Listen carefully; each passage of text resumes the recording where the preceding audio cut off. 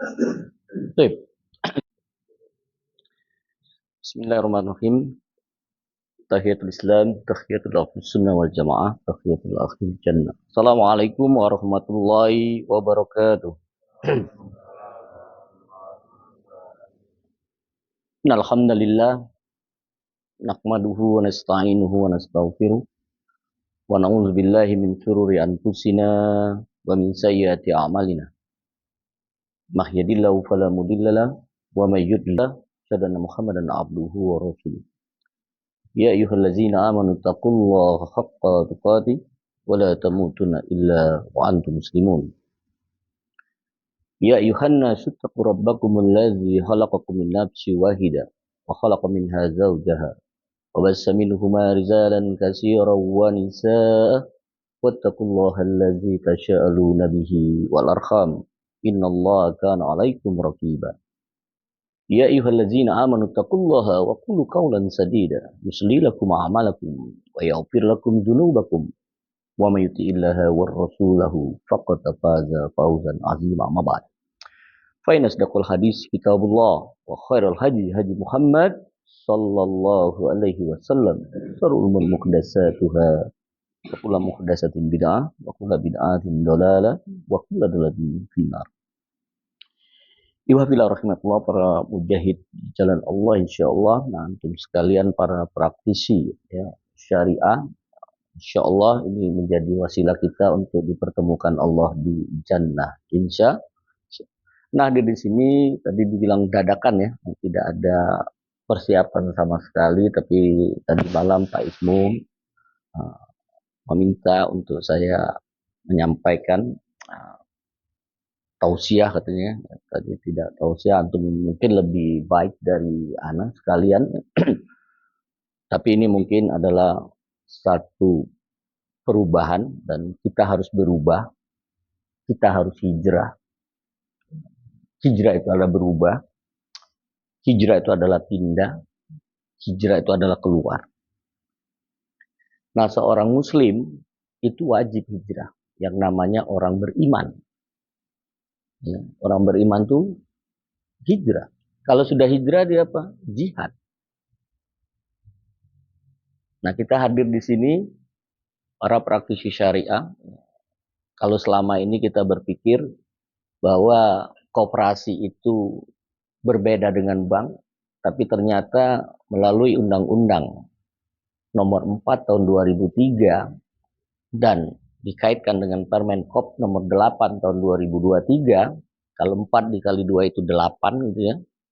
4 itu adalah sifat daripada baginda Rasulullah Sallallahu Alaihi Wasallam, maka kita sebagai praktisi syariah harus punya sifat 4 ini yang ada dalam diri kita. Apa itu? Pertama adalah sidik, jujur. Dan inilah yang dianjurkan oleh baginda Rasulullah Sallallahu Alaihi Wasallam kalau kita ingin berusaha, kalau kita ingin berniaga, kalau kita ingin jadi pengusaha, utamakan kejujuran. Karena sampai-sampai Rasul karena kejujurannya, yang kedua karena amanahnya, itu dia dipanggil dengan Al-Amin. Itu kalau kita mau berubah. Sampai-sampai orang kafir pun itu percaya.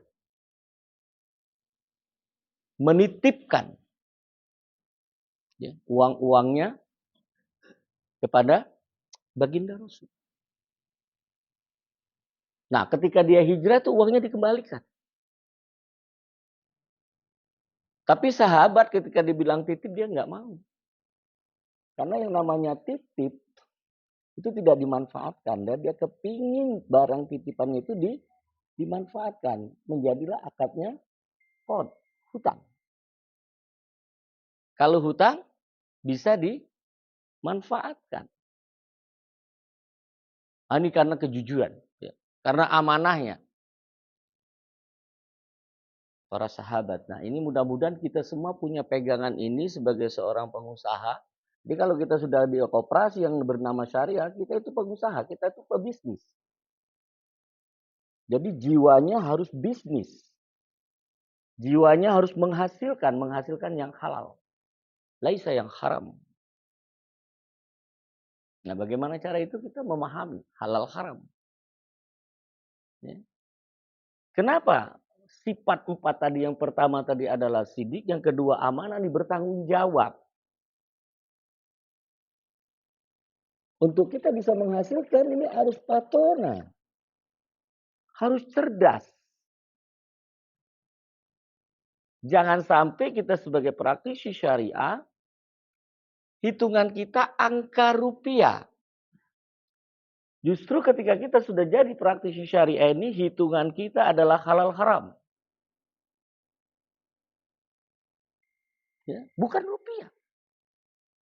Karena rezeki kita sudah dijamin Allah. Maka orang yang cerdas itu bukan yang bisa menghitung. Tapi orang yang cerdas itu orang yang selalu mengingat kematian. Karena mati itu pasti. Nah, bagi orang beriman mati itu satu kenikmatan. Tujuan. Maka orang beriman itu tidak pernah ditakuti dengan kematian. Maka orang kafir ketika ditakuti kematian dia langsung berubah. Orang beriman tidak maju dia. Nah, inilah orang-orang yang saat ini saudara-saudara kita di Palestina. Kita lihat itu. Kita dianggap dia orang lemah, tidak. Dia orang kuat. Sampai sedetik ini dia tidak bisa dijajah. Kita seolah-olah merdeka, tapi kita terjajah. Untuk mengatakan kafir saja, kita takut. Nggak enakan. Padahal kafir itu adalah kalimat Allah. Yang ada di dalam Al-Quran. Orang yang menutup dirinya, tidak mau mengakui baginda Rasulullah Sallallahu Alaihi Wasallam itu utusan Allah, Nabi Allah. Maka jangan ragu untuk mengatakan kafir. Ya. Kalau saya panjangan kafir itu kata Allah, Fir'aun itu rajanya. Rajanya kafir. Menganggap dirinya Tuhan. Nah, maka yang ditakuti kita seorang muslim bersahadat kita, tapi kita membenci syariat Islam. Kita membenci ekonomi syariah.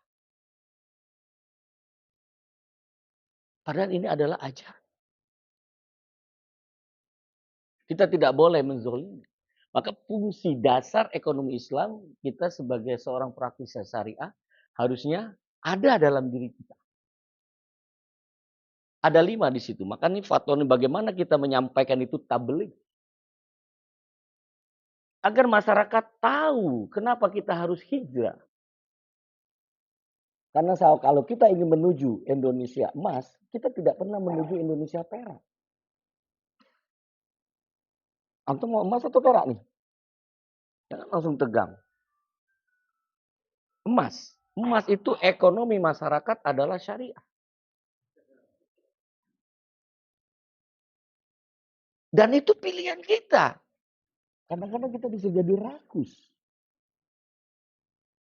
Kita tidak siap untuk menempatkan dana kita ke koperasi. Ke koperasi. Koperasi syariah tentunya. Kita lebih sifat menyimpan emas. Emas ini untuk diri sendiri. Kalau koperasi ini untuk gotong royong. Ta'awun. Tolong menolong. Nah, tapi siap nggak kita? Asosiasi Koperasi Syariah Indonesia. Punya dasar ini. Tolong menolong. Nah, di mana itu bisa dapat ketika kita tahu bahwa pondasi ekonomi syariah yang pertama itu adalah persaudaraan. Ukhuwah. Ini yang paling penting. Ini kadang-kadang enggak, kita tuh seneng, sayang, deket kalau orang itu punya uang. Punya harta. Ketika saudara kita terpuruk, lupa kita. Ini harus kita tolong. Coba kalau ada koperasi syariah yang lain, ada yang terpuruk. Siap nggak kita sama-sama? Satu badan. Kita berpikir mencari jalan keluar. Bukan menghindarinya. Kita cari solusinya. Bukan menghukumnya. Bukan mencari jalan-jalan yang jelek untuknya. Gitu. Apa permasalahannya? Dan semua itu ada jalan ketika kita yakin dengan Allah. Nah, itu dimulai di mana? Ketika ada pilihan 2, 3, kita harus yakinkan satu. Bahwa larikan kepada Allah. Tauhid kita kepada Allah. Karena ta'awun itu kepada kebaikan, bukan kepada kemaksiatan. Makanya ketika ada 2 aturan saat ini kita. Ini ada aturan manusia yang dibuat oleh manusia dan ini akan selalu berubah-ubah. Sementara ini aturan syariat pasti tidak akan berubah. Nah, ketika itu berbenturan, mana yang didahulukan? Hah? Syariat. Nah, ketika ada aturan 2, kita harus tetap pilih satu.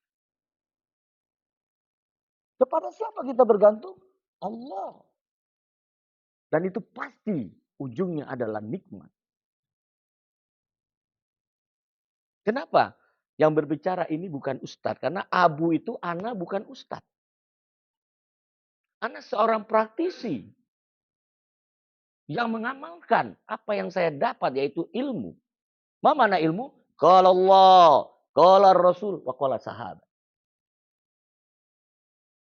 Jadi ilmu itu ketika kita berdalil Al-Quran. Berdalil dari hadis Rasulullah Sallallahu Alaihi Wasallam yang sahih al-hasan.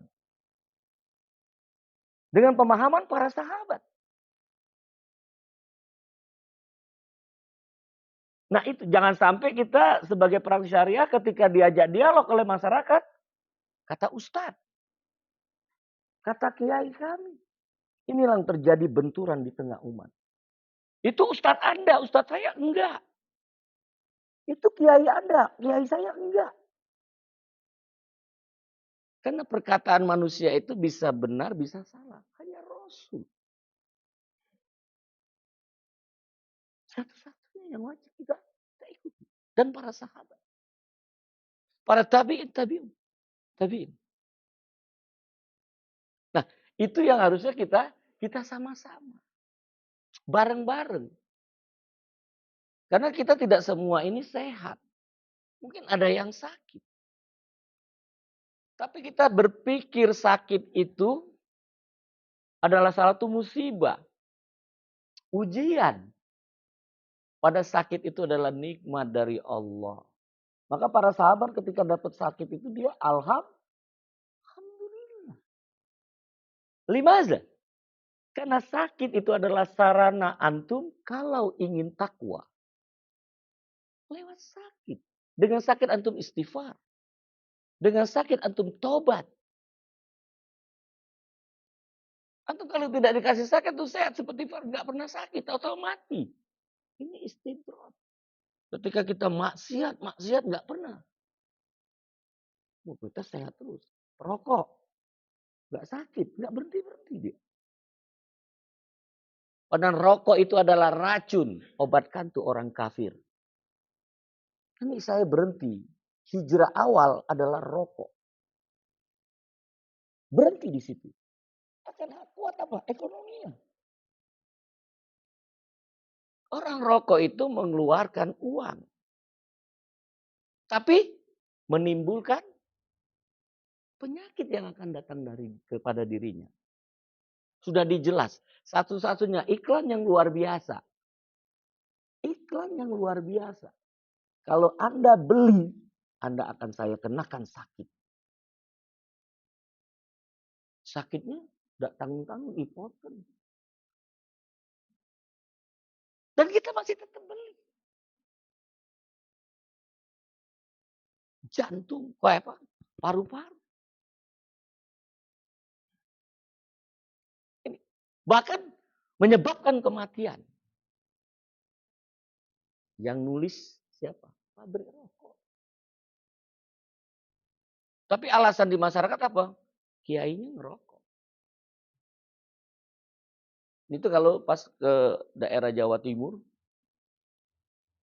pas subuh ini enak sebabnya ngomongnya. Kiainya ada. Karena subuh ini yang namanya munafik nggak hadir.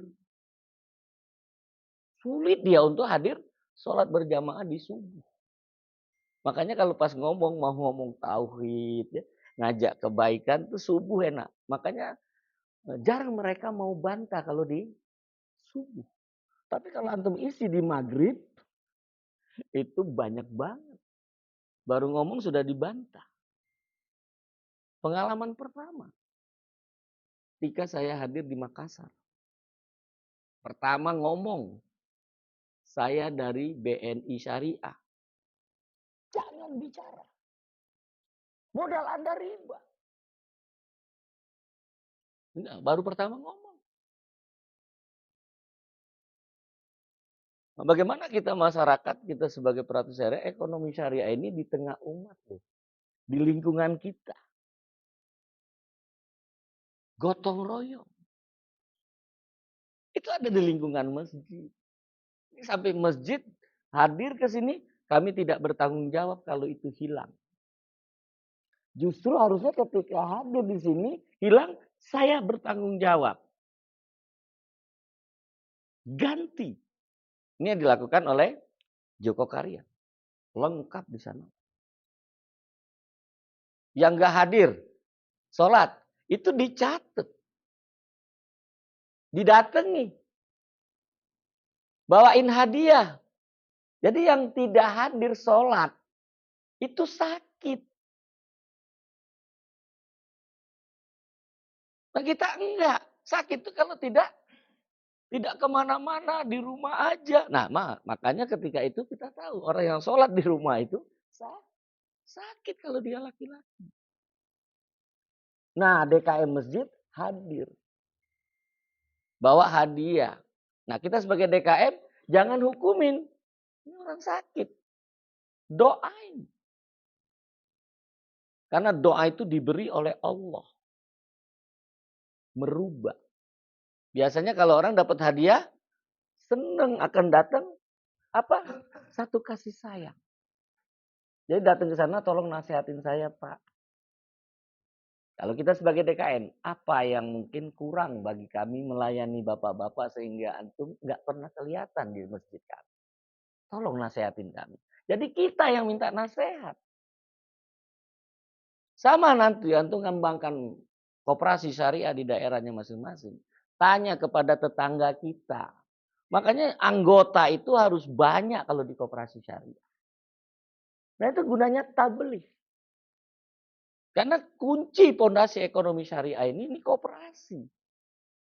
Karena dia kumpulnya itu gotong royong, persaudaraan, ukhuwah. Bagaimana itu bisa kuat? Itu harus kita pertama apa? Kita ta'aruf. Kenalan. Jangan sampai nih kita punya koperasi syariah, tetangga dekat kita nih, kita nggak kenal. Kita nggak tahu. Makanya kita pada waktu saya masih sebagai praktisi, di mana saya tempat buka kantor di situ dan alhamdulillah saya pembuka bank syariah yang tadinya konvensional, Pak. 18 tahun 2 bulan saya di konvensional. Hidupnya dengan orang dunia, pejabat, artis. Nauzubillah dunia merasa kurang terus. Tapi ketika hijrah itu bertemunya dengan siapa? Dengan para ulama, para ustadz, para kiai. Dapat kita aromanya. Dapat kita auranya. Maka ketika antum hijrah, antum sudah jadi praktis syariah. Itu merasa rugi, Pak. Kalau dalam satu hari itu antum nggak baca Quran. Itu yang namanya rugi, Pak. Maka kita harus buat apa itu laba, apa itu rugi. Buat neracanya. Rugi kalau dalam hari itu kita tidak baca Al-Quran. Rugi dalam hari itu kalau kita tidak dapat sholat berjamaah. Ini yang namanya rugi. Bukan hitung-hitungan. Yang namanya laba, ketika kita terlepas, terhindar dalam satu hari itu tidak bermaksiat kepada Allah. Ini yang namanya untung. Nah, kita ta'aruf di situ dengan teman-teman kita, saudara kita yang di lingkungan kita dulu. Dengan ta'aruf itu kita akan muncul nanti yang kedua. Paham. Kita paham ini, oh saudara kita ini sebenarnya butuh. Oh saudara kita ini ternyata dia punya kelebihan. Muncul kita. Maka dari situ nanti muncul yang ketiga apa? Ta'awun. Tolong menolong. Penyampai itu, oh, kita tahu ternyata di tempat kita nih ada koperasi syariah. Saudara kita nih. Jadi nggak perlu jauh-jauh di lingkungan kita itu sebenarnya kalau itu bersatu, Masya Allah. Dia akan muncul yang keempat. Takaful. Saling menjamin. Karena yang namanya jaminan itu adalah syarat akad. Tujuan akad yang ketiga yang disampaikan Ustadz Ami tadi malam.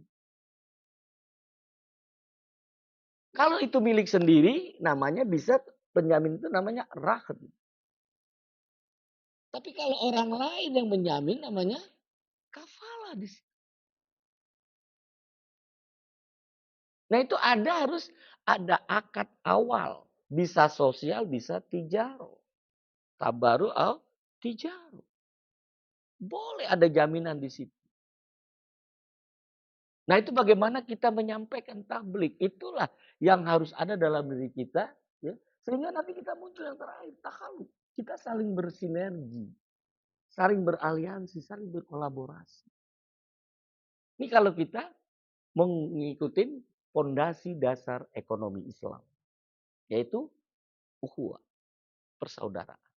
Baru nanti kita muncul kedua. Bahwa dalam transaksi ini kita harus adil. Ada. Yang ketiganya apa? Setelah kita adil di sini, kita jelas harus apa yang kita lakukan harus maslahat, bukan mafsadah.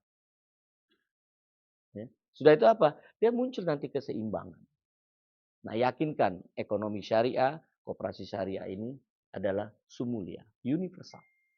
Jadi yang masuk ke ekonomi syariah ini semua agama bisa. Jadi bukan hanya untuk orang muslim saja. Fondasi dasarnya itu. Makanya orang kafir pun mau dia masuk ke syariah. Karena konsep syariah itu adil. Konsep syariah itu adil. Nah di sini kita ketika itu paham, Masya Allah. Ya, kita akan menjaga ya, prinsip-prinsip syariah itu utama ketika kita hadir di tengah umat. Maka dari itu kondisi ini yakinkan. Ketika antum sudah ada di posisi konsep syariah ini, antum nggak usah ragu. Rezeki dijamin Allah. Hari ini ada saudara kita terpuruk, ya kita bareng-bareng. Kita cari jalan keluar. Apa problemnya? Karena itu tadi konsultasi. Itu kunci dari KMPBS itu konsultasi. Kalau enggak ini kita mengajar. Sudah tuh kita bisa menjadi pendampingan. Mendampingin. Karena beberapa kita kadang-kadang dengan akal kita langsung menghakimi. Ketika ada orang yang terpuruk. Ya. Kita buat aturan syariah, kita langgar dengan akal kita. Padahal kalau kita sudah di ekonomi syariah, sudah di koperasi syariah, kita harus selalu ta'awun tadi itu berbaik sangka kepada saudara kita. Yakinkan yang datang kepada kita itu atas petunjuk Allah. Karena koperasi banyak, tempat lembaga keuangan syariah banyak, dia datang ke kita. Ini Allah yang tunjukkan, ini rezeki kita. Kuncinya untuk belajar itu apa? Jadikan rumah kita tiap hari kalau bisa ada tamu. Kalau antum ingin membersihkan diri antum. Karena tamu yang datang itu ketika dia pulang membawa masalah yang ada pada diri kita. Doa kepada Allah. Kalau bisa setiap hari rumah kita ada tamu. Ini enggak. Kalau ada yang ketok pintu, nah nih ada bakal ini. Buruk sangka duluan. Paling mengutang lagi nih. Kemarin belum dibayar, dia datang lagi. Hilangkan itu. Yang datang, nah rezeki datang. Antum gembira ketika ada yang datang. Jangan takut. Ya, ini pengalaman-pengalaman. Jadi, Anda nyampaikan ini semua dilakukan dalam rangka mencari ridho Allah. Dia anak hadir di sini memberikan ini bukan ingin mengajari antum sekalian, tapi ini nasihat ya, bahwa sekecil apapun kita berusaha untuk bisa mencari ridho Allah. Setiap detik kita bisa nilainya ibadah. Apa? Memberikan berita gembira aja. Orang udah senang dapat pahala ibadah. Jangan takut menyampaikan. Maka dari itu, lewat hari ini, nasihat saya kita saling tahu. Tolong menolong. Dengan cara apa? Berbaik sangka. Berbaik sangka kepada saudara kita. Ya. Bahwa ketika ada yang sakit, itu Allah sedang sayang. Kalau ada yang sehat apa? Sehat itu adalah syariah ekonominya. Hasil akhirnya takwa. Jadi mau sakit, mau sehat, itu takwa sebagai tujuan utamanya. Jadi kalau antum saat ini sedang bermaksiat kepada Allah, yang tahu siapa? Antum. Bukan kita menghakimi saudara kita. Yang tahu kita bermaksiat itu kita sendiri. Yang namanya dosa itu melanggar. Melanggar apa? Aturan syariat. Nah kalau kita nggak tahu, nggak ada dosa. Maka sering di masyarakat takut dia tahu. Makanya ketika ada hadir, yuk kita bahas riba. Nggak mau datang. Nah kalau gua tahu, nggak bisa lagi melakukan riba. Karena riba itu rayuan. Iblis berujung azab. Rayuannya apa? Bibir merah. Jadi kalau ada yang masih saat ini antum praktisi syariah, mesti hadir ke bank konvensional, antum masih seneng lihat bibir merah. Antum masih seneng lihat dada terbuka sedikit. Antum masih lihat paha yang biju. Karena itu rayuan pertama. Belum lagi nanti ada hadiah. Belum lagi ada bonus. Itu rayuan awal. Maka ini salah satu bisa jalan masuk. Jalan masuk. Ekonomi syariah. Maka kalau kita ada saudara kita yang saat ini masih punya rekeningnya di konvensional. Masih transaksinya koperasi konvensional. Yuk kita ajak hijrah. Mengajak Pak. Jangan menghukumi. Dia nggak mau, jangan antum paksa. Karena hidayah itu Allah yang berikan, bukan kita. Kita diminta hanya untuk menyampaikan. Wa ma arsalnaka bil haq basiro wa nazir. Kita cuma diminta untuk menyampaikan yang hak. Jangan ragu. Sampaikan saja. Bukan menghakimi. Bukan menghakimi. Karena hakim itu hanya Allah. Kalau di muka bumi ini yang benar bisa salah. Yang salah bisa benar. Sesuai siapa yang mereferensikannya.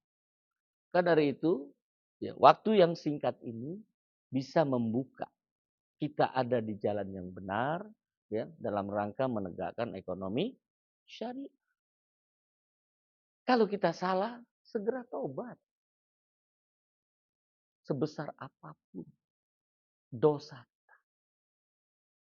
ya, sebesar apapun. Dan makanya bahasa yang saya tulis, hijrah dari bank ribawi menuju bank syariah itu, orang baik punya masa lalu. Orang baik punya masa lalu. Siapa? Yang paling utama kita, orang yang amanah. Umar bin Khattab. Orang baik. Dijamin surga. Punya masa lalu. Musuh Islam. Tuhannya dimakan. Tapi apa? Orang jahat punya masa depan. Siapa dia? Pembunuh 99. Pembunuh. Ketika dia ingin bertobat, nanya dengan ahli ibadah. Banyak yang ahli ibadah. Banyak ibadahnya. Tapi ternyata tidak mengikuti syariat. Banyak ibadah. Makanya agama kita itu mudah banget, Pak. Ringan. Jadi kalau berat, bukan dari syariat Islam. Ad-dinu yusrun. Agama kita mudah. Dia bilang nggak bisa tobat. 19, dibunuh lagi jadi 100.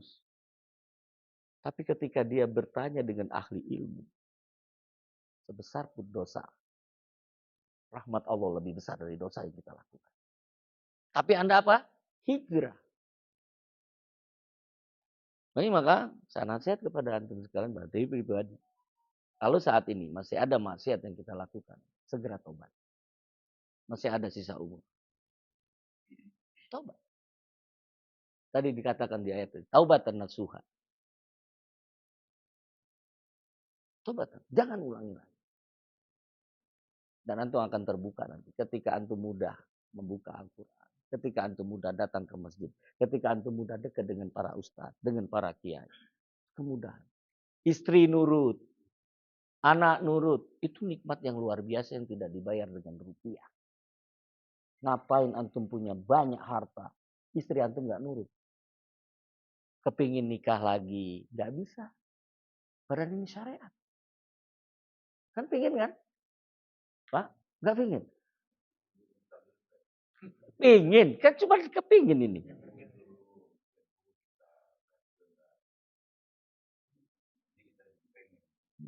Pengen, iya.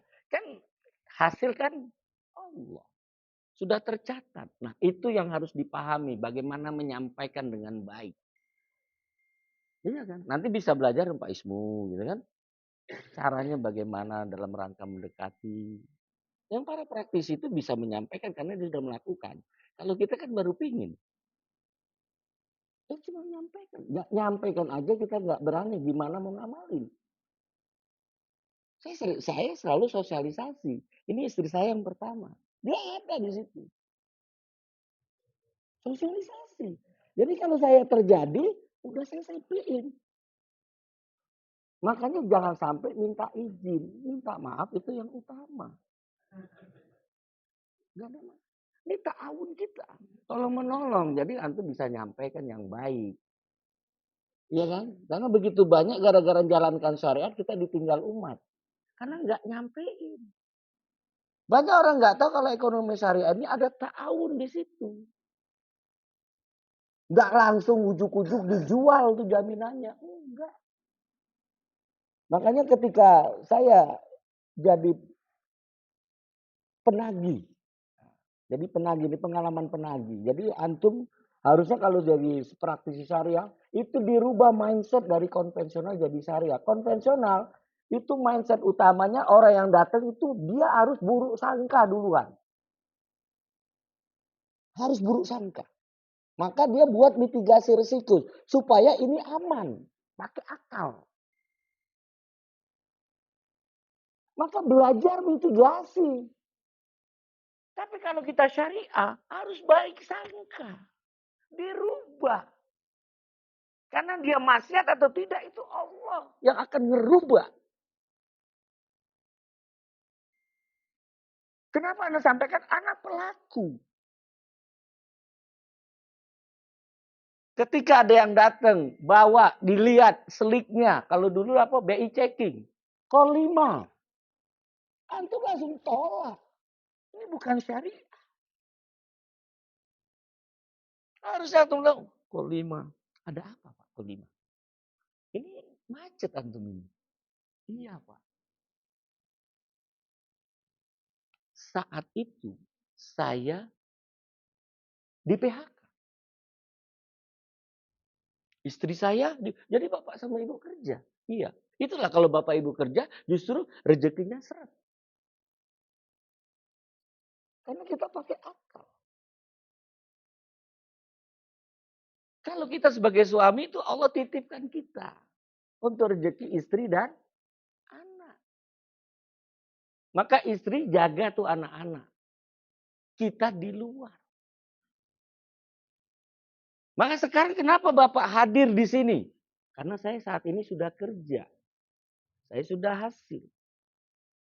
Apa yang Bapak lakukan ketika macet? Saya beli rumah. Siap Bapak melunasi hutang ini. Gimana sih? Jual. Jual aset. Lunasi. Ketika saya lunasi datang ke sini. Siapa yang beli Pak? Siapa yang bisa beli?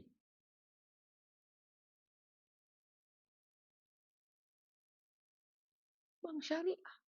Koperasi syariah. Bisa beli Pak. Kan dulu selama ini syariah nggak mungkin bisa transaksi real. Kita buktiin. Beli. Kemana belinya? Ke bank tempat dia berhutang. Bukan tempat dia minjam. Sering kan bahasa kita kan kalau datang ke bank apa? Minjam. Kalau yang namanya minjam tuh nggak boleh dimanfaatin. Karena itu harus dikembalikan. Itu dikembalikan. Kalau hutang, dikembalikannya apa? Nilainya. Kalau minjam, barang yang dipinjam itu. Itu semua akad-akad sosial. Tapi minjam ternyata tidak ada riba. Riba cuma dua Pak. Riba hutang sama riba jual beli. Nggak ada riba minjam Pak. Nggak ada riba nitip. Tapi ketika dia sudah berubah menjadi hutang, di situ muncul hutang. Arisan. Ya, itu akadnya hutang. Maka di situ ketika transaksi yang salah bisa jadi riba. Jadi nitip bisa jadi riba, pinjaman bisa jadi riba, ya, arisan bisa jadi riba ketika transaksi yang dilakukan itu adalah transaksi hutang. Tapi nama di masyarakat itu ada yang namanya nitip, makanya praktisi bank syariah akad wadiah, akad nitip. Ini amanah ini. Arisan, ya, arisan. Sama. Maka kita berusaha di sini kunci kita sebagai praktisi bank syariah pahami akad-akad riba. Pahami definisi riba. Bagaimana riba itu terjadi. Kalau kita itu tahu, mudah. Maka ketika ada yang terjadi seperti itu, ada jalan keluar. Maka ketika kita tahu nasabah kita itu tidak membayar, kita datang, jangan ditagih. Jadi datang kita ke sana apa? Jangan bayar. Kalau bapak, ibu nggak punya uang. Jangan bayar. Beritahu kami apa kendalanya. Itu keluar tuh aura nikmatnya. Ketika kita datang, jangan bayar. Ini orang lagi nggak punya uang, kita hantam, Pak, ini kalau nggak bayar besok saya jual. Itu emosi, Pak. Karena datang pertama saya ketika saya jadi penagih. Itu yang didatengin adalah yang akan keluar parang, Pak. Parang, Pak. Itu kalau kita di konven, ya, yang ditagih itu lebih galak daripada yang nagih. Terus apa? Para pegawai yang sudah pegawai tetap nggak berani datang. Lah kita yang barusan disuruh datang. Gimana caranya? Ini kalau kita nggak kerja, nggak dijadi pegawai ini kan, kita datang aja Pak. Pengalaman yang terjadi, saya datang. Memang betul, pas datang keluar, mundur kita. Ini belum syariah loh Pak, masih konven waktu itu. Enggak, saya tetap datang. Pak, Bapak kenal dengan saya. Kamu betul gak kenal nggak dengan saya? Kita belum pernah kenalan Pak. Kenapa Bapak ngeluarin barang? Kamu kan mau nagih. Saya datang ke sini petugas Pak. Bapak nggak usah bayar. Tapi Bapak tanda tangan ini. Tanda tangan aja saya sudah hadir. Saya sampaikan ke kantor. Pak saya sudah datang tanda tangannya. Dulu kan belum ada tahu pakai selfie dulu kan? Belum. Bayar nggak dia? Kan Bapak suruh datang. Dia nggak punya uang Pak. Besok datang lagi. Besok datang lagi. Dia nilai, nggak usah Pak, nggak usah bayar. Bapak teken aja. Jadi sepekan saya datang terus ke dia. Pokoknya kita kenalan aja, Pak. Udah. Apa yang terjadi, Pak? Dia tanpa kita tagih, bayar, Pak. Karena kita nggak pernah nagih. Kita datang membawa rezeki. Karena ketika kita pulang kan, dia senang kita datang, pulang masalah dia keluar, Pak. Ada rezeki diberikan Allah, bisa bayar. Dan itulah yang saya dilakukan pada saat di syariah. Aman, Pak. Yang sudah di pengadilan 5 tahun nih, pengacaranya dari Jogja, itu nasabah Jakarta Timur, lunas, Pak. Tanpa ditagih. Dan kita bilang, 1 menit ke depan Anda belum tentu masih utang ditagih sampai akhir. Di Medan sudah 5 tahun di pengadilan. Lunas pada saat 1 kali ketemu saja, Pak. Jadi alhamdulillah Allah pertemukan saya itu penyelesaian yang sudah sampai pengadilan 4 sampai 5 tahun, cukup 1 kali ketemu, alhamdulillah Allah bukakan mereka selesai semua. Yang baru-baru terjadi juga, Pak, di Jakarta. Itu sudah 4-5 tahun, Pak. Ustadz dengan jenderal. Itu 1 kali ketemu, Pak. Selesai. Dengan apa? Yakinkan 1 detik ke depan kita nggak tahu ini masih ada sisa umur. Alhamdulillah. Maka ketika kita baik sangka, Allah yang menyelesaikan itu. Mungkin itu, Pak, yang bisa jadi nasihat ketika kita sudah berubah jadi syariah, baik sangka pada Allah. Orang yang datang pada kita itu adalah dari petunjuk dari Allah. Maka kita awalin dengan apa? Ta'aruf. Ini ukhuwah, fondasi ekonomi syariat Islam. Maka tobat. Apa itu tobat? Tujuan orang beriman adalah takwa. Maka Masya Allah, mau sakit, mau sehat, mau tobat, itu tujuan utama adalah takwa. Takwa mudah melaksanakan perintah, ringan meninggalkan larangan. Karena takwa adalah tujuan Al-Quran. Itu apa? Pak? Tuntunan Al-Quran kita wajib amalkan. Maka kita, fondasi dasar kita ekonomi syariah Islam, Al-Quran, was sunnah. Mudah-mudahan itu yang bisa saya sampaikan. Ini sebagai sekedar ya titipan untuk antum sekalian. Tolong kita semua sebagai praktisi bank syariah tinggalkan semua transaksi ribawi. Ya, bahwa dengan transaksi syariah, insya Allah hidup berkah tanpa riba. Mungkin itu, insya Allah kalau ada kebaikan semuanya datang dari Allah. Kalau ada yang salah, yakinkan itu pribadi. Abu Muhammad Duyono Husain Al-Jambi. Saya saat ini di PT Tim AMDK Al-Jambi, Pak. PT itu pentingnya takwa, Pak, bukan perusahaan terbatas. Ya. Sementara tim tujuannya ingin menyampaikan, menyampaikan saja. Karena AMDK itu amalnya mengajak ditutupnya konvensional. Itu amal. AL amal lainnya Jambi. Apa itu Jambi? Jangan Anda menolak bank Islam. Ya, jadi Jambi itu jangan Anda menolak bank Islam. Itu saja. Ya, kita tutup dengan doa kafaratul majlis. Subhanakallahumma wa bihamdika. Sadala ilaha illa anta astaghfiruka wa atubu ilaik. Assalamualaikum warahmatullahi wabarakatuh.